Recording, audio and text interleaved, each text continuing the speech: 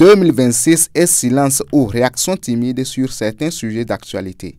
L'UPR joue-t-elle contre Djogbenou? Contrairement au bloc républicain qui n'a plus apparemment de candidat naturel à la présidentielle prochaine, l'Union progressiste Le Renouveau a à sa tête un probable candidat à cette élection. Malheureusement pour Joseph Djogbenou, dans les starting blocks virtuels de cette échéance, il n'est pas seul.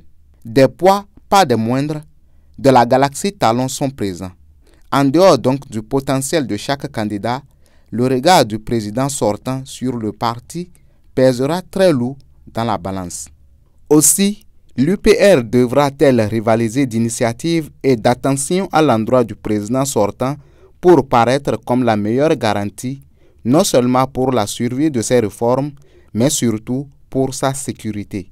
Malheureusement, sur ce registre, le parti de Joseph Djogbenou est bougrement absent.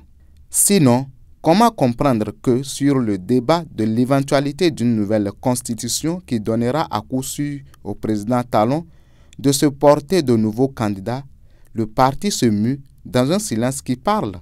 De même, dans l'affaire de la tentative de coup d'État contre le président, le cadre du parti tombé en disgrâce dans cette affaire n'a même pas été supprimé des militants. Il n'y a même pas eu de sanctions disciplinaires contre les privilégiés du parti dont les noms figurent en lettres d'or sur la liste des lieutenants d'Olivier Bokor. Tout se passe comme si les cadres du parti sont pressés de fermer la page Talon.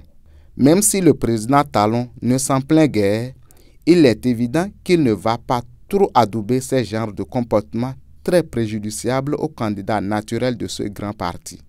Le président Djogbenou doit ouvrir davantage les yeux pour faire les recoupements qui s'imposent. Aboubakar Takou.